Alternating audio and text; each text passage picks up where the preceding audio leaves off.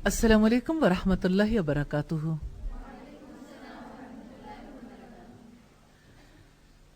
کیا حال ہے آپ لوگوں کے؟ الحمدللہ رب العالمین۔ آج تو آپ کی پسند کا موضوع شروع ہو رہا ہے۔ کتنے لوگوں کا دل چاہ رہا ہے کہ اس کے اوپر خوب بات چیت ہو؟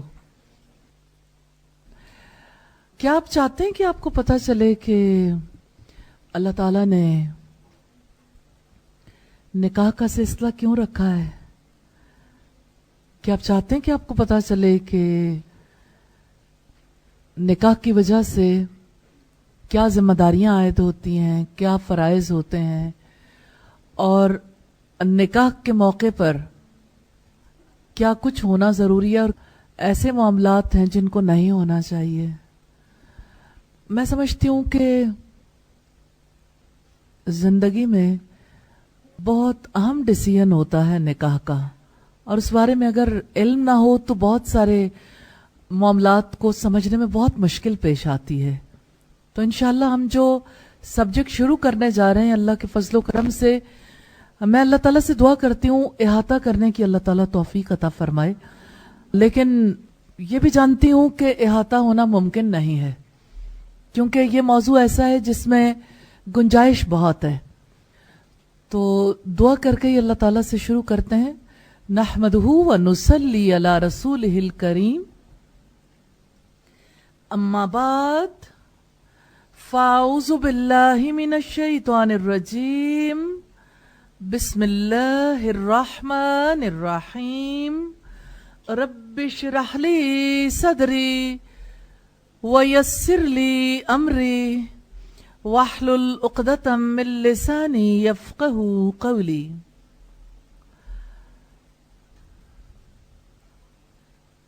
اللہ تعالیٰ کا شکر ہے کہ اس نے ہمیں انسان بنایا۔ وہ ہمارا خالق ہے، سب سے بڑھ کر جانتا ہے اور سب کچھ جانتا ہے کہ انسان کیسی فطرت لے کر پیدا ہوا، کیونکہ پیدا ہی اس نے کیا۔ اس نے انسان کی فطرت بنائی، وہی انسان کے بارے میں ہر طرح کے ڈیسیژنز کرنے والا ہے۔ نبی صلی اللہ علیہ وسلم کی حدیث جو ہے وہ اس وقت آپ کے سامنے رکھنا چاہتی ہوں۔ آپ صلی اللہ علیہ وسلم کا فرمان ہے کہ ہر بچہ دین فطرت پر پیدا ہوتا ہے۔ یہ اس کے ماں باپ ہیں جو اسے یہودی، عیسائی یا مجوسی بنا دیتے ہیں، اور اللہ پاک کا فرمان ہے فطرت اللہ التی فطر الناس علیہا، اللہ نے انسان کو اپنی فطرت پر پیدا کیا ہے۔ تو انسان بنیادی طور پر مسلم پیدا ہوا ہے، یعنی فطری طور پر وہ اللہ کا نافرمان نہیں ہے۔ فطری طور پر وہ ایسا پیدا نہیں کیا گیا کہ وہ اپنی فطرت سے ہٹ کر کسی چیز کو بھی قبول کرنے والا ہو، لیکن ماحول کے اثرات اس پر مرتب ہوتے ہیں اور وہ اثرات قبول بھی کرتا ہے۔ انسانی زندگی کے اعتبار سے دیکھیں تو ایک وہ وقت ہوتا ہے جب وہ نومولود ہوتا ہے، پھر اس کے بچپن اور لڑکپن کا وقت آتا ہے، پھر وہ جوان ہو جاتا ہے، پھر وہ بڑھاپے تک پہنچتا ہے اور دنیا سے چلا جاتا ہے۔ ہر ایج کے اپنے اپنے تقاضے ہوتے ہیں۔ اللہ تعالیٰ نے نسل انسانی کا سلسلہ چلانے کے لیے انسان کے اندر کشش رکھی ہے اپوزٹ سیکس کے لیے۔ اب جو چیز اللہ رب العزت نے انسان کے اندر رکھی ہے اس کے لیے اس نے طریقہ کار بھی ہمارے سامنے رکھا ہے کہ اس کے لیے کیا طریقہ کار ہے جو مناسب ہے، جیسا کہ سورہ النحل کی آیت نمبر 72 میں فرمایا۔ مجھے آیت بہت پیاری لگتی ہے کہ وہ رب کتنا مہربان ہے جس نے یہ سارا سلسلہ رکھا۔ وَاللَّهُ جَعَلَ لَكُم مِّنْ أَنفُسِكُمْ أَزْوَاجًا وَجَعَلَ لَكُم مِّنْ أَزْوَاجِكُمْ بَنِينَ وَحَفَدَةً، اور اللہ تعالیٰ نے تمہارے لیے تم ہی میں سے بیویاں بنائیں اور تمہارے لیے تمہاری بیویوں سے بیٹے اور پوتے بنائے۔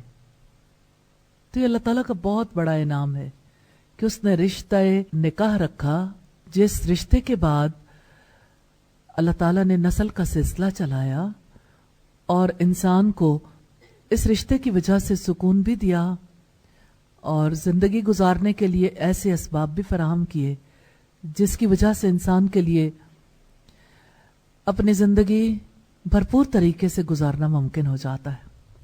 और हज़रत अनस से मरवी है, रसूलुल्लाह सल्लल्लाहु अलैहि वसल्लम ने फरमाया, जब बंदा निकाह करता है तो उसका आधा दीन मुकम्मल हो जाता है। आधा दीन उसे चाहिए कि वो बाकी आधे दीन में अल्लाह ताला से डरे। ये बहकी की रिवायत है, शोबुल ईमान की रिवायत है 5486 नंबर पर। तो असल बात यह कि निकाह एक इबादत है जिसके जरिए से इंसान का निस्फ दीन मुकम्मल हो जाता है, जिसके जरिए से इंसान अपने रब से पाकीज़ा हालत में मुलाकात करेगा। यानी निकाह पाक रहने का बहुत उम्दा तरीका है। और आप सल्लल्लाहु अलैहि वसल्लम ने फरमाया, दो मोहब्बत करने वालों के लिए निकाह से बढ़कर कोई चीज इक्सीर नहीं है। यानी निकाह की वजह से मोहब्बत बढ़ती है। आपने ये फिक्रा सुना होगा कि शादी मोहब्बत की मौत है, यानी शादी की वजह से इंसान की मोहब्बत खत्म हो जाती है। ऐसे बहुत सारे फिक्रे हैं जो इंसानों के जहन से बज़ाहिर गुजर जाते हैं, नजरों से गुजर जाते हैं, लेकिन असरअंदाज होते हैं। देखें, एक सूरत यह है कि इंसान निकाह की हकीकत को समझे, उसके बारे में जो कुछ अल्लाह और उसके रसूल ने हमें बताया उसको समझे और उसके मुताबिक वो अपनी जिंदगी बसर करने की कोशिश करे। और एक सूरत यह है कि उसके जहन में मिसकंसेप्शंस रहें और उन मिसकंसेप्शंस के साथ निकाह हो तो निकाह को निभाना मुश्किल हो जाए, और अगर निकाह ना हो तो ऐसी सूरत में भी जिंदगी दोभर हो जाए। इस वक्त दुनिया की जो सूरत हाल है वो बड़ी अजीब है। गैर शादीशुदा जोड़ों का इकट्ठा रहना इतना पॉपुलर हो गया कि सिर्फ फ्रांस में आज से तकरीबन 30 साल पहले की बात है, 30 years ago, कि 12 मिलियन जोड़े हैं, तो उनमें से 1 मिलियन जोड़े, 1 मिलियन का मतलब समझते हैं ना, 1 मिलियन गैर शादीशुदा जोड़े रहते हैं। 1 मिलियन बहुत बड़ी तादाद थी, लेकिन अब इससे बहुत ज्यादा बढ़ चुकी। इंडिया इसकी लपेट में बुरे तरीके से आ चुका। दुनिया के कसीर ममालिक इसकी लपेट में। क्या आप जानते हैं, निकाह के बाद एक ताल्लुक के साथ हस्बैंड वाइफ का इकट्ठे रहना और बगैर ताल्लुक का किसी लड़के और लड़की का इकट्ठे रहने में क्या फर्क है? क्या आप में से को बताएगा क्या फर्क है? अगर ये सिर्फ इकट्ठे रहना है तो बगैर निकाह के अगर रहें तो उसका क्या असर होता है? निकाह के साथ रहने की वजह से क्या असर होता है? जी ठीक है, हराम काम तो है। मैं एक जनरली ये बात पूछ रही हूं कि असरात तो मरतब होते हैं, कोई नॉन बिलीवर भी हो उसकी जिंदगी पर भी। निकाह की वजह से क्या फर्क आता है और निकाह के बगैर रहने की वजह से क्या फर्क आता है? जी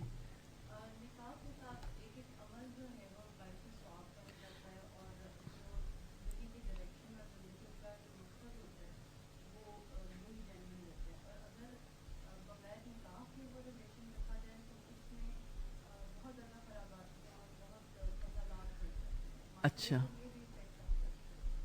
जी, कोई और बताएगा? टुगेदर विदाउट मैरिज, यानी निकाह के बगैर इकट्ठे रहना। अच्छा ठीक है, ठीक है, कोई और? जी आप कहते हैं इंसान की अक्ल खराब हो जाती, कैसे?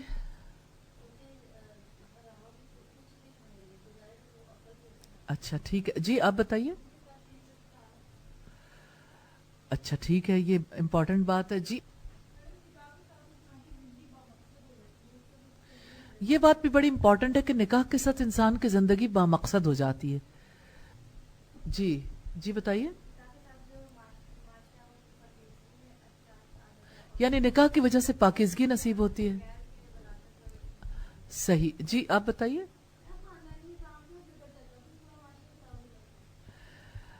خاندانی نظام بگڑ جاتا ہے، پورا معاشرہ خراب ہو جاتا ہے. جی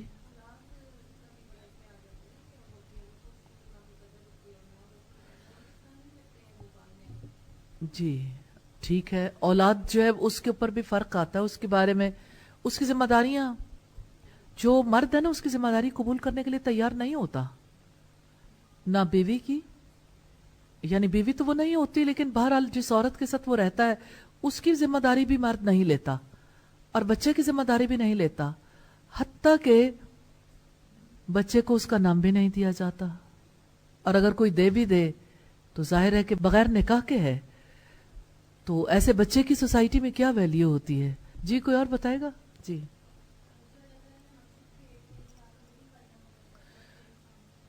نکاح کا مقصد ختم ہو جاتا ہے. جی آپ بتائیے.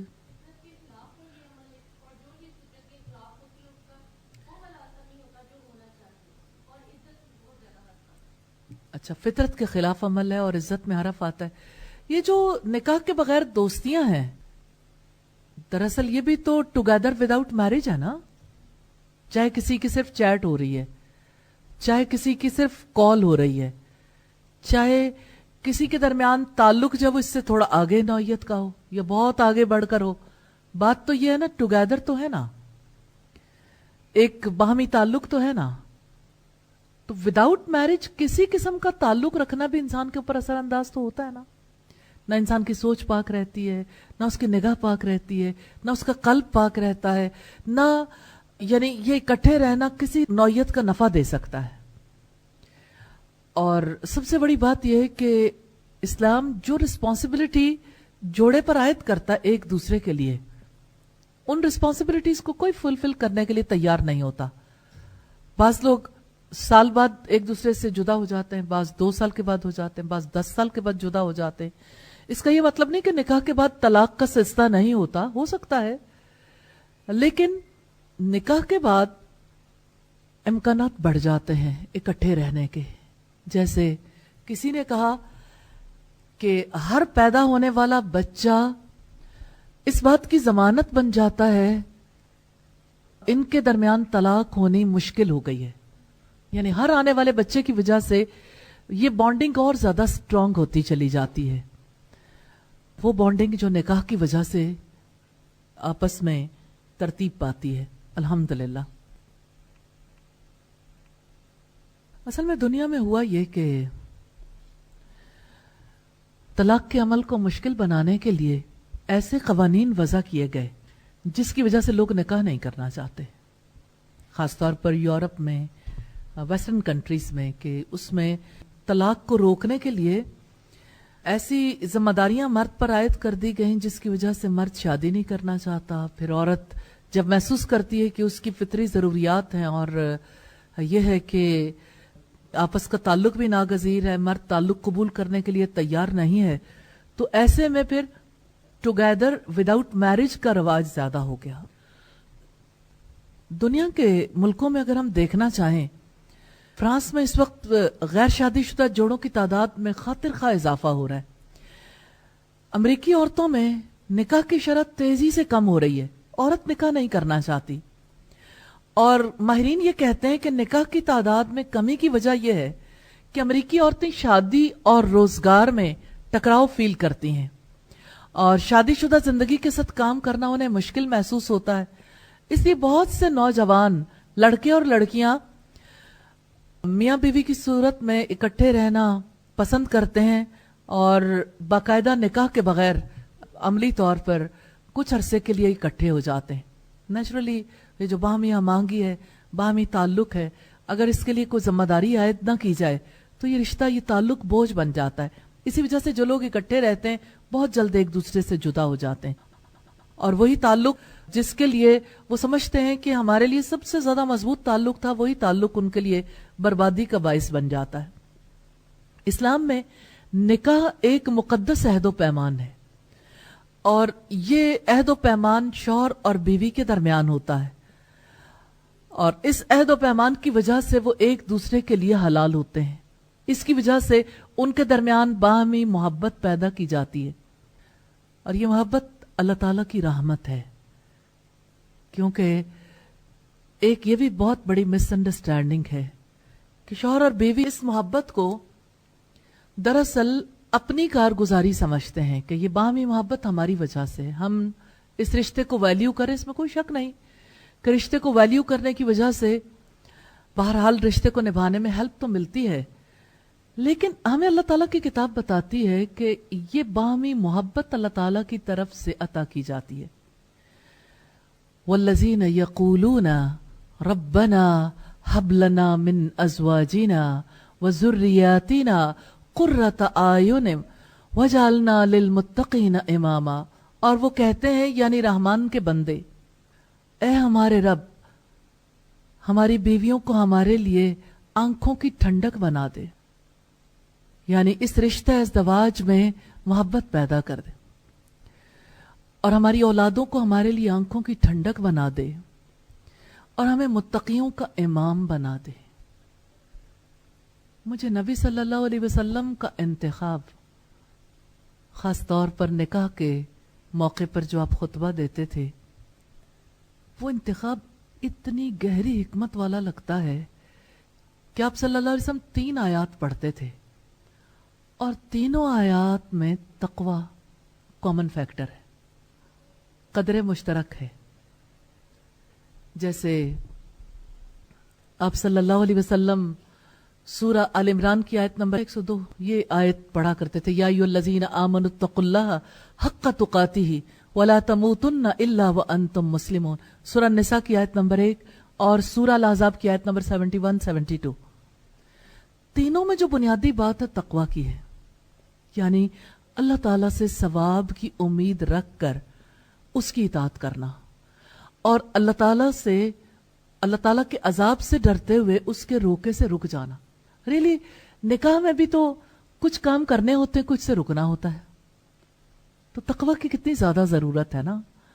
اور اس تعلق میں اللہ سے ثواب کی امید رکھنا کتنا نفع دیتا ہے انسان امیجن ہی نہیں کر سکتا. تو اللہ تعالیٰ ہے جو دلوں کے درمیان محبت پیدا کرتا ہے، اور شوہر بیوی ایک دوسرے سے تعاون کرتے ہیں، خوشگوار زندگی کا، خوشگوار سفر کا آغاز کرتے ہیں، ہر ایک دوسرے سے دلی سکون بھی حاصل کرتا ہے، اور دونوں ہی آرام، سکون، راحت، آسائش، سچی محبت اور لذت حیات سے بہرہور ہوتے ہیں. قرآن حکیم نے شوہر اور بیوی کے تعلق کو اعتماد، یقین، محبت، الفت اور جذبہ مودت و رحمت کی بنیاد پر قائم کیے. 2 الفاظ جو خاص طور پر ملتے ہیں سورہ الروم کی آیت نمبر 21 میں.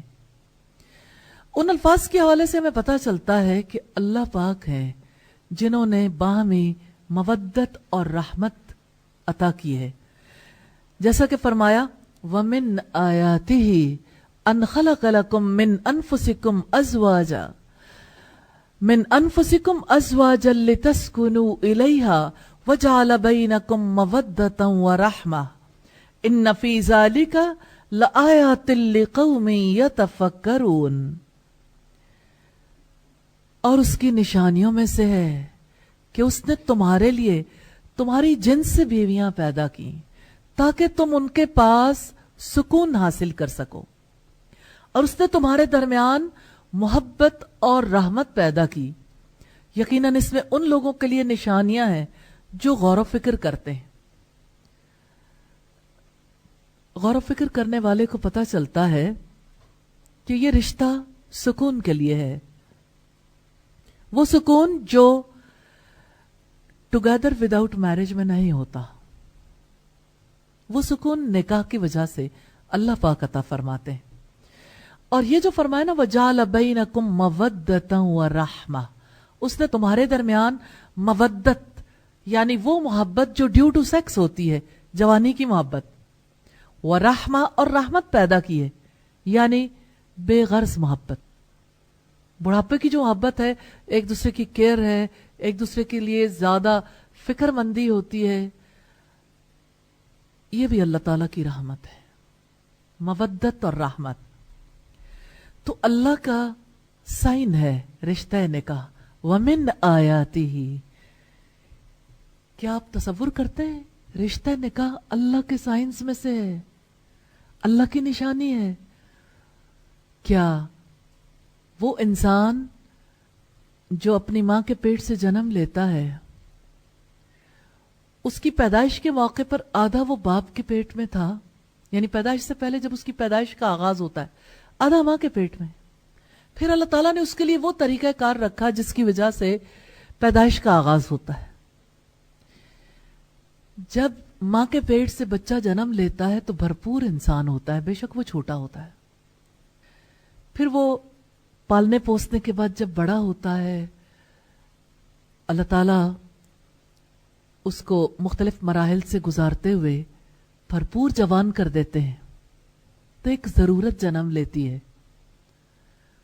وہ جب پہلی بار اسکول گیا تھا تو پورا انسان تھا, جب اس نے پرائمری کلاسز پاس کی تب بھی وہ پورا انسان تھا, جب اس نے ہائی اسکول کلیئر کیا تب بھی وہ پورا انسان تھا, جب اس نے اپنی ڈگری کمپلیٹ کی, جو بھی اس نے تعلیم حاصل کی, اب جوان ہو گیا, اب وہ روزگار کمانے کے قابل ہو گیا, لیکن اب وہ خلاصہ محسوس کرتا ہے, اپنے آپ کو پورا محسوس نہیں کرتا. لڑکی کہیں اور پیدا ہوتی ہے, لڑکا کہیں اور پیدا ہوتا ہے, دونوں بھرپور انسان ہیں, لیکن انہیں اپنی زندگی کی تکمیل کے لیے ساتھی چاہیے. اور اللہ پاک نے اس کو اپنی نشانی قرار دیا ہے کہ دیکھو وہ کون ہے جس نے یہ ضرورت پیدا کر دی. وَمِنْ آیَاتِهِ, اس کی نشانیوں میں سے ہے, ان خلق لکم من انفسکم ازواجا, کس نے تمہاری جنس سے تمہارے لیے جوڑے بنائے, لتسکنوا الیہا, تاکہ تم اس کے پاس سکون حاصل کرو. یعنی یہ رشتہ تو سکون کا ہے. آپ جب بھی جاؤ, یعنی عورت کو اللہ تعالیٰ نے مرد کے سامنے سکون کے طور پر پیش کیا ہے کہ تم جہان سے بھیڑ کر آؤ, تم کما کر آتے ہو ساری دنیا سے, یعنی اپنے معاملات طے کر کے آتے, تم تھک جاتے ہو, تمہارے لیے سکون کا مقام تمہارا گھر ہے اور تمہاری بیوی, لتسکنوا الیہا, تاکہ تم اس کے پاس سکون حاصل کرو. اور دیکھو اس سکون کے لیے وجعل بینکم مودۃ ورحمہ, اس سکون کے لیے اس نے تمہارے درمیان مودت اور رحمت پیدا کر دی ہے. ان فی ذالک لآیات لقوم یتفکرون, یقیناً اس میں نشانیاں ہیں اس قوم کے لیے جو غور و فکر کرتے ہیں, ان لوگوں کے لیے جو غور و فکر کرتے ہیں. تو غور و فکر کرنے والوں کے لیے بہت مقامات. سوچیں کہ اللہ پاک نے رشتہ رکھا ہے تو رشتے کی ضرورت انسانوں کے اندر رکھی ہے, اور ضرورت رکھی ہے تو اس کی تکمیل کے اسباب بھی پیدا کیے ہیں, اور جیسے اس کی تکمیل بہترین انداز میں ہو سکتی ہے وہی طریقہ کار انسانوں کو بتایا ہے کہ تمہارے لیے سکون کا سبب نکاح ہے, رشتہ نکاح ہے, اور نکاح کرنا, جوڑے کی صورت میں رہنا انسانوں کی ضرورت ہے.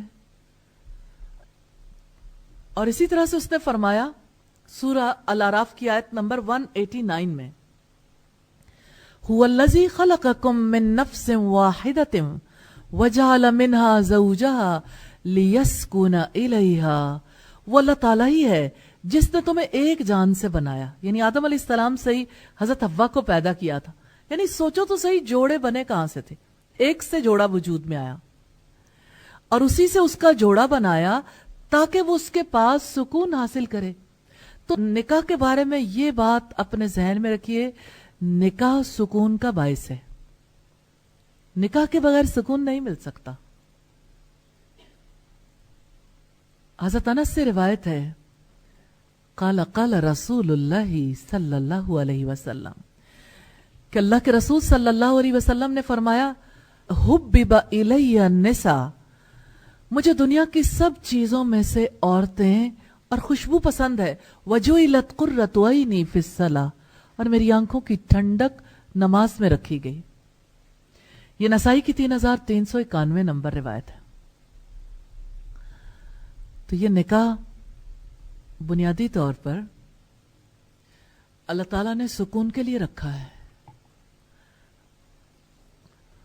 تو انسان کے اندر بے سکونی کہاں سے آتی ہے؟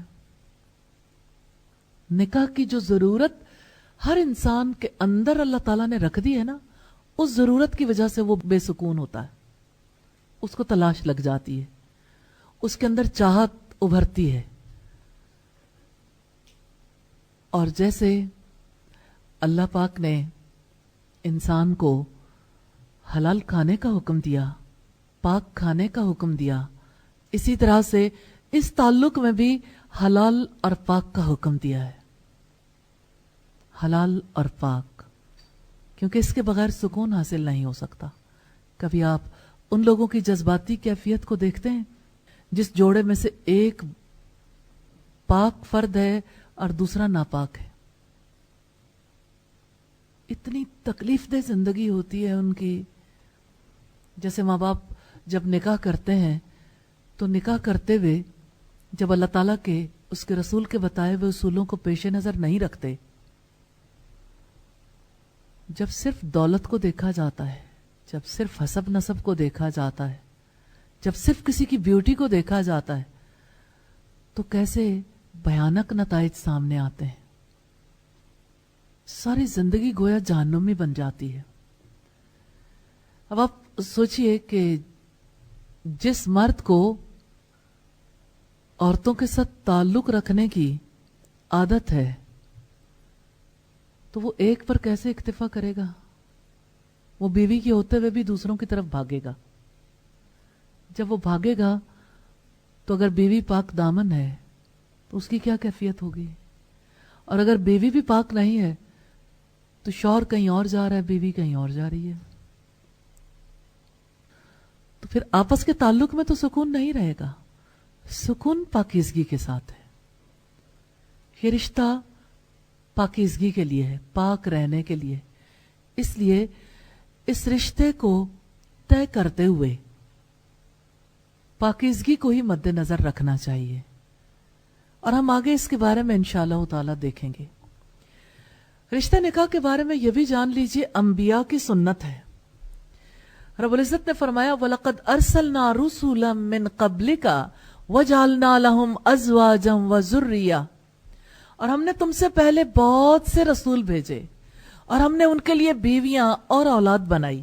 سورہ رعد کی آیت نمبر 38 ہے. ہم نے ان کے لیے بیویاں اور اولاد بنائی، یعنی پاک باز انسانوں میں سب سے جو ہائی رینک کے لوگ ہیں انبیاء، اللہ پاک نے انہیں بھی ازدواجی زندگی بسر کرنے کا حکم دیا. انہوں نے بھی پاک زندگی بسر کی. ان کی بھی اولادیں تھیں، ان کی بھی بیویاں تھیں. حضرت سمرہ سے روایت ہے رسول اللہ صلی اللہ علیہ وسلم نے عورتوں سے الگ تھلگ رہ کر زندگی گزارنے سے منع فرمایا. قتادہ رحمہ اللہ نے یہ آیت تلاوت کی، بے شک ہم نے آپ سے پہلے رسول بھیجے اور انہیں بیویاں اور اولادیں بھی دیں. یہ ترمذی کی 1083 نمبر روایت ہے. اور نکاح نبی صلی اللہ علیہ وسلم کی سنت ہے. آپ صلی اللہ علیہ وسلم نے شادی شدہ زندگی کی ترغیب دی ہے. ابن ماجہ کی روایت ہے 1846 نمبر پر ام المومنین سیدہ عائشہ صدیقہ سے مروی ہے، رسول اللہ نے فرمایا النکاح من سنتی، نکاح میری سنت، میرا طریقہ ہے. جو شخص میرے طریقے پر عمل نہیں کرتا اس کا مجھ سے کوئی تعلق نہیں. شادیاں کیا کرو کیونکہ میں تمہاری کثرت کی بنا پر دوسری امتوں پر فخر کروں گا.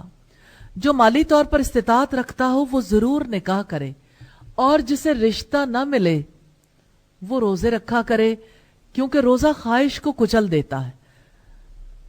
تو آپ صلی اللہ علیہ وسلم نے نکاح کو اپنی سنت، اپنا طریقہ قرار دیا اور یہ بھی بتایا کہ جو اس طریقے پہ عمل نہیں کرتا وہ مجھ سے نہیں ہے. یعنی اس کا پھر نبی صلی اللہ علیہ وسلم سے، اس دین سے کیا تعلق ہے جو جان بوجھ کر نکاح نہیں کرنا چاہتا. اور آپ صلی اللہ علیہ وسلم نے ان لوگوں کے لیے جن کا رشتہ نہیں ہوتا انہیں سیلف کنٹرول کے لیے پاک رہنے کا طریقہ کار بتایا، روزے رکھا کریں. حقیقت یہ بہت بڑی تعلیم، بہت بڑا احسان ہے اپنے آپ کو نارمل رکھنے کے لیے. حضرت انس بن مالک سے روایت ہے، انہوں نے بیان کیا کہ 3 افراد نبی صلی اللہ علیہ وسلم کی ازواج کے گھر آپ صلی اللہ علیہ وسلم کی عبادتوں کے بارے میں پوچھنے آئے. کہ آپ جانتے ہیں وہ کون لوگ تھے؟ سیدنا علی بن ابی طالب اور سیدنا عبداللہ ابن عمر اور عثمان بن مظعون. یہ 3 صحابہ کرام تھے. جب انہیں رسول اللہ صلی اللہ علیہ وسلم کا عمل بتایا گیا تو جیسے انہوں نے اسے کم سمجھا، یعنی عبادت کو کافی نہ سمجھا، اور کہا کہ ہمارا رسول اللہ سے کیا مقابلہ، آپ کی تو تمام اگلی پچھلی خطائیں معاف کر دی گئیں. ان میں سے ایک نے کہا کہ میں آج سے تمام رات نماز پڑھا کروں گا. دوسرے نے کہا میں ہمیشہ روزے رکھوں گا، کبھی ناغہ نہیں ہونے دوں گا. تیسرے نے کہا میں عورتوں سے جدائی اختیار کر لوں گا، کبھی نکاح نہیں کروں گا. پھر آپ تشریف لائے اور ان سے کہا کیا تم نے یہ باتیں کہی ہیں؟ تصدیق کی. کتنا پیارا طریقہ ہے نا. آپ صلی اللہ علیہ وسلم تحقیق کیا کرتے تھے، بغیر تحقیق کے کسی پر برستے نہیں تھے، کسی کی گوش مالی بھی نہیں کرتے تھے. آپ نے فرمایا سن لو اللہ کی قسم رب العالمین سے، میں تم سب سے زیادہ ڈرنے والا ہوں، میں تم سب سے زیادہ پرہیزگار ہوں، لیکن میں روزے رکھتا ہوں تو افطار بھی کرتا ہوں، نماز بھی پڑھتا ہوں اور سوتا بھی ہوں، اور میں عورتوں سے نکاح بھی کرتا ہوں. جس نے میرے طریقے سے بے رغبتی کی وہ میرے سے نہیں ہے، یعنی اس کا محمد صلی اللہ علیہ وسلم سے، اسلام سے تعلق نہیں ہے. بخاری کی 5063 نمبر روایت. تو نکاح نبی صلی اللہ علیہ وسلم کی سنت ہے. عام طور پر ذہنوں میں یہ تصور پیدا ہوتا ہے، لوگ یہ سوچتے ہیں اچھا فرض تو نہیں ہے، سنت ہی ہے نا. کیا اس حدیث کے پڑھنے کے بعد بھی یہ بات کلیئر نہیں ہوئی کہ اس سنت کا درجہ کیا ہے؟ آپ صلی اللہ علیہ وسلم نے جب یہ کہا کہ شادیاں کیا کرو، نکاح کیا کرو، تو آپ جانتے ہیں فقہ کا اصول ہے الامر یفید الوجوب. امر جو ہے نا، حکم، وہ اللہ کا اس کے رسول کو واجب ہونے کا فائدہ دیتا ہے. امر ہے نا. تو آپ صلی اللہ علیہ وسلم نے یہ فرمایا کہ نکاح میرا طریقہ ہے، اور اس سنت پر عمل کر کے انسان اس طریقے کو اپناتا ہے جو نبی صلی اللہ علیہ وسلم کا ہے، اور اس کو چھوڑ کر نبی کے طریقے سے باہر نکل جاتا ہے. اس حدیث کے حوالے سے ہمیں دوسری اہم بات پتہ چلتی ہے، جو میری سنت پر عمل نہیں کرتا وہ مجھ سے نہیں ہے، یعنی سنت کو چھوڑ کر دراصل سنت کے انکار کا مرتکب ہوا ہے، کہ اس نے سنت کا انکار کیا ہے. تو سنت کو چھوڑنا یعنی آپ کے حکم کو جو شخص چھوڑ دیتا ہے تو آپ کی نافرمانی کرتا ہے. اور آپ جانتے ہیں کہ نبی صلی اللہ علیہ وسلم کی نافرمانی کرنے والا جنت میں نہیں جائے گا. دیکھیے اس دنیا میں ایسا نہیں ہے کہ سب کے رشتے اچانک ہی طے ہو جائیں. ایسے بھی لوگ ہوتے ہیں جو نکاح کرنا چاہتے ہیں لیکن ساری زندگی سبب ہی نہیں بن پاتا، وہ اللہ کو معلوم ہے. لیکن جان بوجھ کر ارادتاً نکاح سے رکنا درست نہیں ہے. تو جو امر ہے وہ واجب ہونے کا فائدہ دیتا ہے. اس کا یہ مطلب نہیں کہ سنت پر چاہو تو عمل کر لو، چاہو تو نہ کرو. نبی کا راستہ چھوڑ کر کس جنت کی تلاش میں ہے؟ نبی کی سنت کو چھوڑ کر انسان اللہ تعالیٰ کو کیسے راضی کر سکتا ہے؟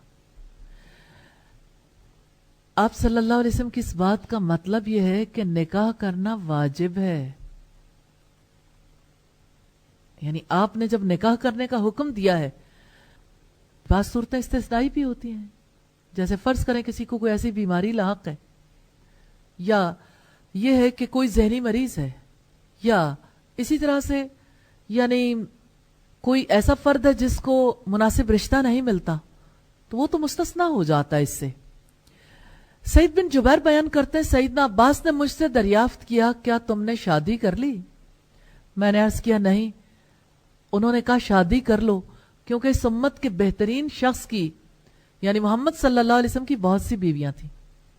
یہ بخاری کی 5069 نمبر روایت ہے. نکاح کرنا دراصل زنا کا راستہ روکنا ہے، کیونکہ ایک ضرورت انسان کے اندر ہے، جب انسان اس کو جائز طریقے سے پورا نہیں کرتا تو ایسا ممکن نہیں ہے کہ انسان کے ذہن میں کبھی خیال ہی نہ آئے. تو جب خیال آئے گا، جب ایک اندر سے نیڈ اراؤز ہو رہی ہے، تو اس نیڈ کو پورا کرنے کے لیے جائز راستہ اختیار نہیں کریں گے تو ناجائز اختیار کیا جائے گا. اس وجہ سے نکاح کا راستہ سیف ہے، پاک ہے، حلال ہے، اللہ کے حکم کی فرما برداری ہے، نبیوں کی سنت ہے، محمد صلی اللہ علیہ وسلم کی سنت کی پیروی ہے الحمدللہ. اور یہ نکاح ہی ہے جو محبت اور الفت کا ذریعہ بنتا ہے. حضرت عبداللہ ابن عباس کہتے ہیں کہ رسول اللہ نے فرمایا، ہم نے دو محبت کرنے والوں کے لیے نکاح سے زیادہ کوئی چیز مؤثر نہیں دیکھی. نکاح کرنے سے زیادہ کوئی چیز مؤثر نہیں ہے. ابن ماجہ کی 1847 نمبر روایت. پھر نکاح کے بارے میں یہ بات بھی ذہن میں رکھیے گا، نکاح مالی وسعت کا سبب بنتا ہے. سورہ النور کی آیت نمبر 32 میں ہے، وَأَنْكِحُوا الْأَيَامَ مِنْكُمْ وَالصَّالِحِينَ مِنْ عِبَادِكُمْ وَإِمَائِكُمْ، اور تم میں سے جو بے نکاح ہوں ان کے نکاح کر دو، اور تمہارے غلاموں اور تمہاری لونڈیوں میں سے جو نیک ہوں ان کے بھی. اگر وہ غریب ہوں تو اللہ تعالیٰ اپنے فضل سے ان کو غنی کر دے گا، اور اللہ تعالیٰ وسعت والا، علم والا ہے. حقیقت یہ ہے کہ رزق کے خزانے تو اللہ کے پاس ہیں. بہت سے لوگ ایسے ہوتے ہیں کہ ہم افورڈ نہیں کر سکتے، یعنی کوئی کمانے والا ہے، کوئی کسی کی سیلری ہے، تو سم ٹائمز کسی کی ٹھیک ٹھاک سیلری ہوتی جس میں 8-8 10-10 افراد گزارا کر رہے ہوتے ہیں، اور وہ سمجھتا ہے کہ اکیلے میرے لیے کافی ہے، اپنے ساتھ یعنی اپنے پارٹنر کو بھی شامل نہیں کرنا چاہتا کہ جب میں اس قابل ہو جاؤں گا تو پھر نکاح کر لوں گا، میں اس قابل ہو جاؤں گا. تو اللہ پاک نے وضاحت کی ہے کہ اللہ اپنے فضل سے ان کو غنی کر دے گا. تو اللہ کا فضل ہوگا تو غنی ہوں گے نا انشاءاللہ. اور نیک بیوی دنیا کی بہترین متاع ہے. بہت پیاری حدیث ہے، سیدنا عبداللہ ابن عمر سے روایت ہے، رسول اللہ نے فرمایا الدنیا متاع، دنیا متاع ہے، وخیر متاع الدنیا المرأۃ الصالحہ، اور دنیا کی بہترین متاع نیک بیوی ہے. مسلم کی 3649 نمبر روایت ہے. حضرت ثوبان سے روایت ہے، انہوں نے فرمایا جب سونے چاندی کے بارے میں حکم نازل ہوا تو صحابہ کرام نے آپس میں کہا ہم کون سا مال حاصل کریں. حضرت عمر نے فرمایا تمہیں یہ مسئلہ معلوم کر کے میں بتاتا ہوں.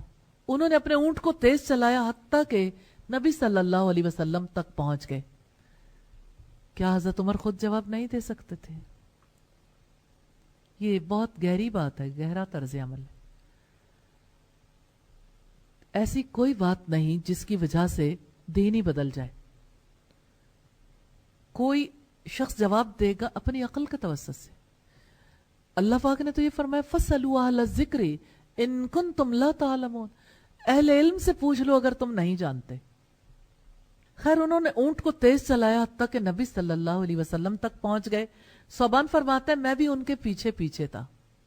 صحابہ کرام بھی کس قدر شوق رکھتے تھے اور ان کے اندر کتنی کیوریوسٹی تھی نا، حق کی تلاش کتنی زیادہ تھی. حضرت عمر نے کہا اللہ کے رسول ہم کون سا مال حاصل کرنے کی کوشش کریں؟ آپ نے فرمایا تمہیں چاہیے کہ شکر کرنے والا دل حاصل کرو. آپ کو کس مال کی طلب ہے؟ کتنی عام بات ہے نا، شکر کرنے والا دل بہت بڑا مال ہے. اور ذکر کرنے والی زبان اور مومن بیوی جو آخرت کے معاملات میں مرد کی مدد کرے. یہ ابن ماجہ کی 1856 نمبر روایت. شکر کرنے والا دل، ذکر کرنے والی زبان اور نیک عورت، نیک بیوی. حقیقت یہ ہے کہ نیک بیوی دنیا کی سب سے بڑی متاع ہے. انسان کے حق میں سب سے زیادہ جو چیز نفع مند ہے وہ نیک اور صالح بیوی، کیونکہ اس کو سارا بوجھ ہی بٹا دیتی ہے، اس کو سکون دیتی ہے اور اس کے رشتے نبھانے میں اور اس کے دوسرے معاملات نبھانے میں اس کی مدد کرتی ہے اور اس کو سکون بام پہنچاتی ہے. حضرت سعد بن ابی وقاص سے مروی رسول اللہ نے فرمایا 3 چیزیں اولاد آدم کی خوش بختی سے ہیں. اور اولاد آدم کی خوشبختی کی چیزیں یہ ہیں، صالح بیوی، صالح رہائش یعنی اچھی رہائش، اور صالح سواری یعنی اچھی سواری، یعنی گھر بھی ہو، سواری بھی ہو، اور بیوی بھی ہو. یہ خوشبختی کی علامت ہے. سید ترغیب کی روایت ہے 1914 نمبر.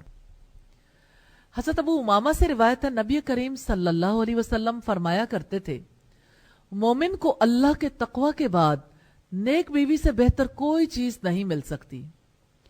ایسی بیوی کہ جب وہ اسے کوئی حکم دے تو وہ اس کی تعمیل کرے، جب اس کی طرف نظر اٹھا کر دیکھے تو اسے خوش کر دے، اگر اسے کوئی قسم دے تو وہ قسم پوری کر دے، اگر وہ اس کی نظروں سے اوجھل ہو، سفر وغیرہ میں چلا جائے تو اپنی ذات کے بارے میں اور اس کے مال کے بارے میں اس سے مخلص رہے، یعنی خیانت نہ کرے. آپ اس حدیث کے حوالے سے دیکھیے کتنی خاص باتیں ہیں کہ جب شوہر حکم دے تو اس کی تعمیل کرے. شوہر بیوی کے درمیان محبت بھرا جو تعلق ہے وہاں پر حاکمیت کی بات نہیں ہوتی. اس تعلق میں خوشی سے بیوی بھی اپنے کام کرتی ہے اور مرد بھی سب کچھ لا کے اس کے سامنے رکھ دیتا، اور وہاں بھی محبت سے زندگی کا یہ سلسلہ آگے بڑھتا ہے. اور آپ دیکھیں یہ کتنی پیاری بات ہے، جب اس کی طرف نظر اٹھا کر دیکھے تو اسے خوش کر دے، یعنی اپنے شوہر کے لیے باعث تکلیف نہ ہو، سجے بنے بھی، یعنی اپنے آپ کو سجائے بنائے سنوارے، زینت اختیار کرے اور شوہر کی پسند کا خیال رکھے اور اس کے دل کو خوش کر دے. اب دیکھیں نظر ڈالنے پر کسی کو خوشی کیسے ہو سکتی ہے؟ جب کوئی نظر ڈالے تو بیوی دل کے اندر اتر جائے. تو ظاہر ہے اس میں دونوں چیزیں آتی ہیں، بیوی کا اچھا طرز عمل بھی اور بیوی کا بننا سنورنا بھی، اور پھر یہ کہ اگر اسے کوئی قسم دے تو وہ قسم پوری کر دے. یعنی یہ بانڈنگ کتنی سٹرونگ ہے نا، ہمہ وقتی ایک دوسرے کا خیال ہے. اگر وہ اس کی نظروں سے اوجھل ہو تو اپنی ذات کے بارے میں اور اس کے مال کے بارے میں مخلص رہے، یعنی اپنی عزت کا بھی حفاظت کرے اور اس کے مال کی بھی حفاظت کرے. اور میں اس موقع پر ضرور آپ کے سامنے مثال دینا چاہتی ہوں ایک تابعی فروخ کی، کہ جب وہ اپنے گھر سے کسی تجارتی سفر کے لیے یا کسی کام سے نکلے تو اپنی بیوی کو کافی مال حفاظت کے لیے رکھنے کے لیے دے گئے. ان کی بیوی حاملہ تھی، پیچھے بچہ پیدا ہوا. اس بچے کو انہوں نے بہت عمدہ تعلیم دلوائی، یعنی انہیں قرآن اور حدیث کا علم سکھایا. پھر یوں ہوا کہ 27 سال گزر گئے، بچہ 27 سال کا ہو گیا اور شوہر واپس نہیں آئے. جس دن شوہر واپس آئے، گھر کے دروازے پر دستک دی، بیٹا سامنے آیا، پہچانتے نہیں تھے. غصے میں آ گئے کہ میرے گھر میں کوئی اجنبی نوجوان کیسے ہے. بیٹے نے کہا آپ تشریف لائے ہیں، آپ کون ہیں؟ انہوں نے کہا یہ میرا گھر ہے، تم کون ہو؟ تو بیٹے نے کہا یہ میرا گھر ہے، نہیں گھر تو میرا ہے. یہ اس جھگڑے میں بیوی کو پتا چلا، بہت خفا بھی ہوئے یعنی اس موقع پر، اور چلے بھی گئے.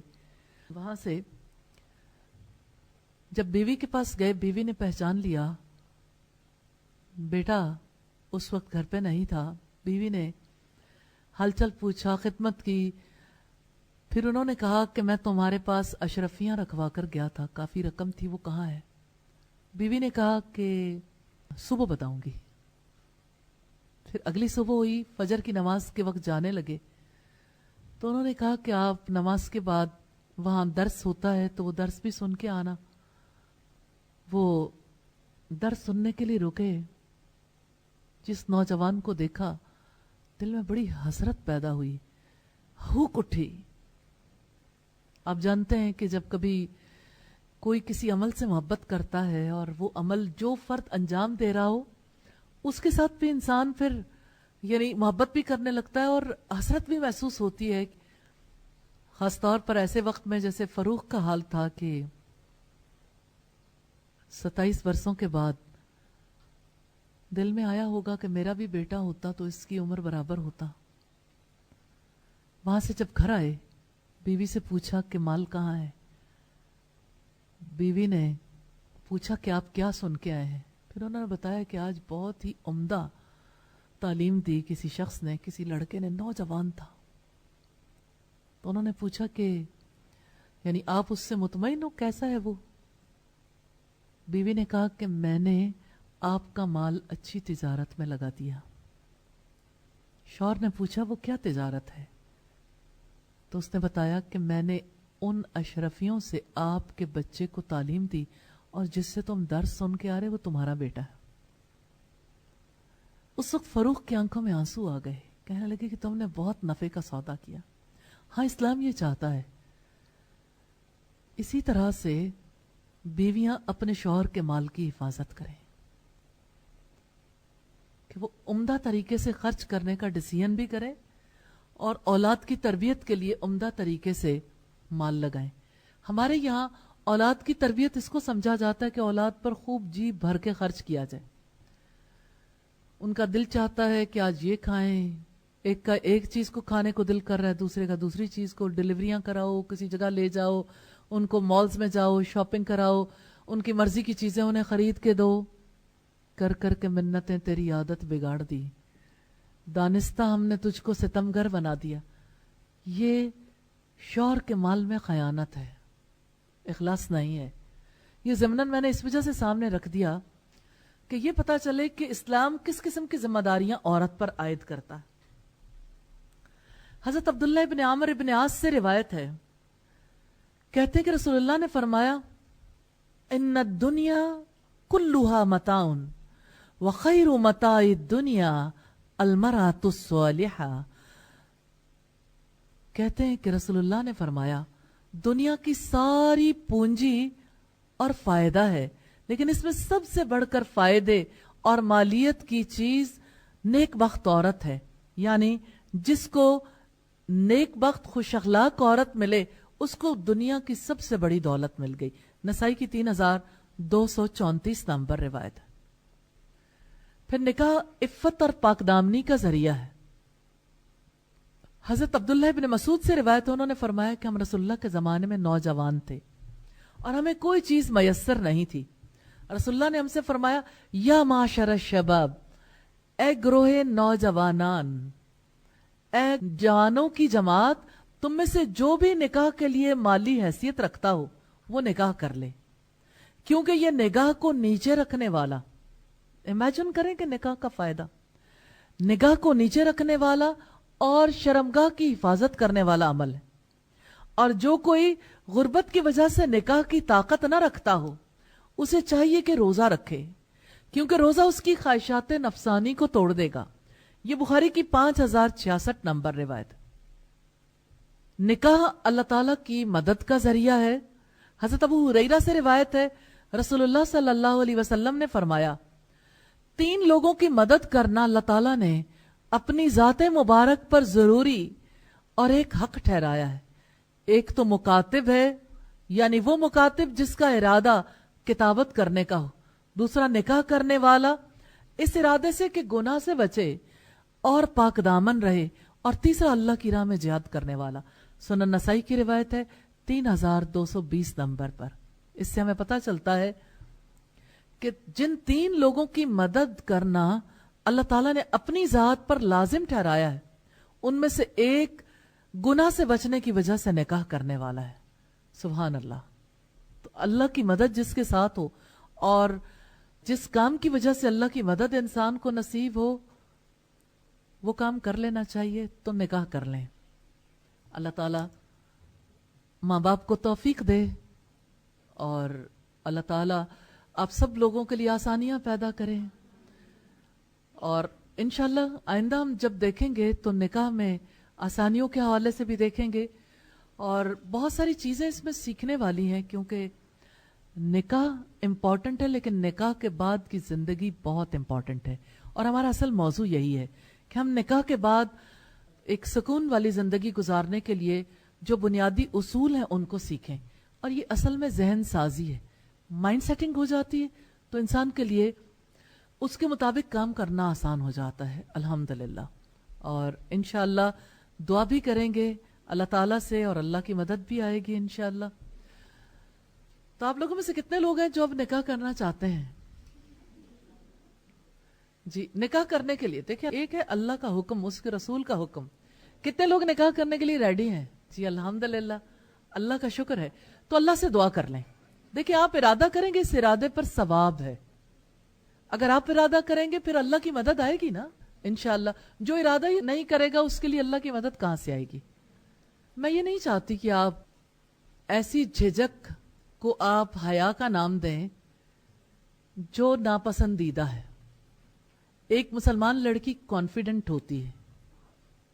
یہ جو ہمارے یہاں مشرقی لڑکی کا کانسیپٹ ہے نا وہ مسلمان نہیں ہونے دیتا. کوئی مسلمان لڑکی ان معاملات پہ نہیں جھجکتی جس کے بارے میں اللہ تعالیٰ حکم دے دیں. اللہ کا حکم ہے اور اس حکم کو اللہ کی رضا کے لیے قبول کرنا ہے انشاءاللہ انشاءاللہ. تو نکاح کرنا ہے نا انشاءاللہ انشاءاللہ انشاءاللہ. سبحانک اللہم و بحمدک نشہد ان لا الہ الا انت نستغفرک و نتوب الیک. السلام علیکم ورحمۃ اللہ وبرکاتہ.